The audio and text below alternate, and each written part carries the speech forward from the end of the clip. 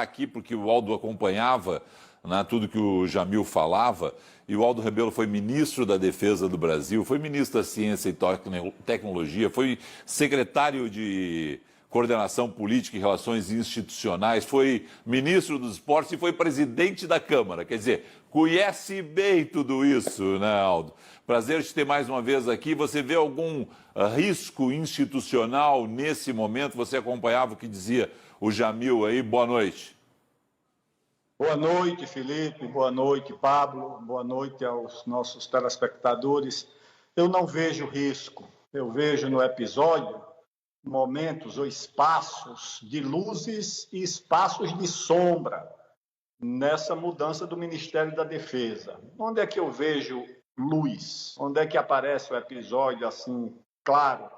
É na prerrogativa do presidente de trocar os seus ministros. Isso é uma prerrogativa natural, inclusive trocar os comandantes das forças, e isso não pode ser posto em dúvida.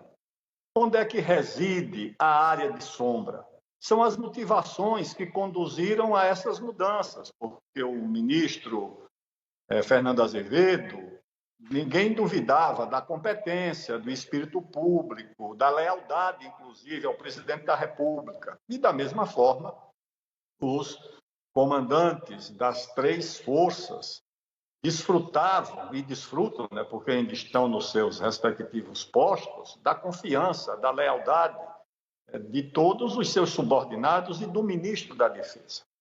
Então, não está claro ainda, e nisso aí também não adianta apenas trabalhar com hipótese, o que é que motivou? Quais foram as insatisfações que levaram ao afastamento, à demissão do ministro da Defesa e também dos três comandantes das forças, do chefe do Estado-Maior Conjunto e do secretário-geral? Ou seja, é uma mudança muito grande.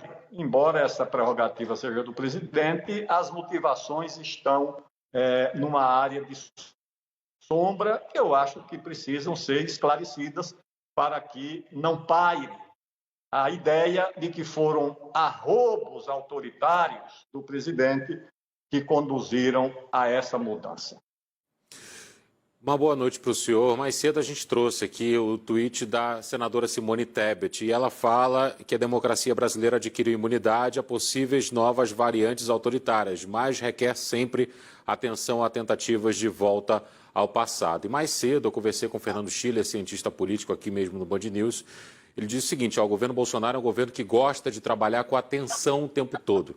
O tensionamento faz parte do governo, assim o governo caminha, entendendo quais movimentos deve tomar. O ex-presidente da Câmara, Aldo Rebelo, entende que esse tensionamento tem limite e o ex-ministro Aldo Rebelo entende que essa interlocução ela deve se dar a partir da agora ministra Flávia Arruda? Olha, eu creio que é mais do que simplesmente atenção, ou seja, não é apenas tensão na política. Eu creio que setores do governo trabalham com uma coisa mais grave, que é com a divisão do país, com a divisão da sociedade. É como se raciocinassem da seguinte forma: não importa que o país se divida, desde que eu fique com uma parte importante dele. Porque essa é a pedagogia com que setores do governo, principalmente essa área sombria das redes sociais, trabalha permanentemente. Agora, se acham que podem conduzir essa divisão para dentro de uma instituição com as Forças Armadas, como as Forças Armadas, acho que isso é uma temeridade, acho que isso é uma aventura, acho que isso não terminará bem se essa for a intenção.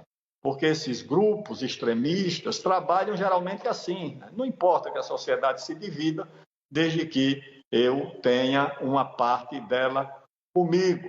E esse papel não é o do presidente da República. O presidente Bolsonaro, ele se quer ser tratado, respeitado, acolhido como presidente da República, ele tem que se comportar como presidente da República. Ele não pode se comportar como o capitão rebelde e insubordinado do passado. Ele não pode se comportar também como um deputado, por vezes inconsequente, mas cuja inconsequência ficava limitada ao alcance do seu mandato. Hoje não, hoje ele é presidente do país. O presidente do país tem entre seus desafios, suas atribuições. Então, o que eu estava dizendo é que o presidente da República, ele tem a obrigação, ele tem a tarefa, a missão de se comportar como presidente. Ele não é apenas um gestor, um administrador, ele é um líder político, ele tem responsabilidades com todos os cidadãos do país. Então, não pode trabalhar com a ideia de dividir o país, de fragmentar o país em grupos, em facções. E no caso das Forças Armadas, ele tem a principal responsabilidade, porque é o comandante em chefe de zelar, de proteger essa instituição no cumprimento da sua missão constitucional. E acho que, se tentar ultrapassar esse limite, a minha impressão é que não contará com a solidariedade. Forças Armadas são instituições que servem ao país, solidárias aos governos. Todos os governos por onde eu passei, nós sempre contamos com as Forças Armadas, agora dentro de uma função constitucional, e não de uma função ideológica, política, partidária. Isso, naturalmente, eu creio que a hierarquia das Forças Armadas não vai aceitar, e nem pode aceitar, porque seria ruim para as Forças Armadas, ruim para o país e ruim para o próprio presidente da República. Em 30 segundos, porque a gente está com o tempo estourado, é importante a gente acompanhar a ordem do dia amanhã do 31 de março ainda, ou é um fato irrelevante no momento que se vive? Não, é um fato secundário. Essa ordem do dia, inclusive, já tinha perdido todo o seu papel, toda a sua função de reviver episódios que dividem o país.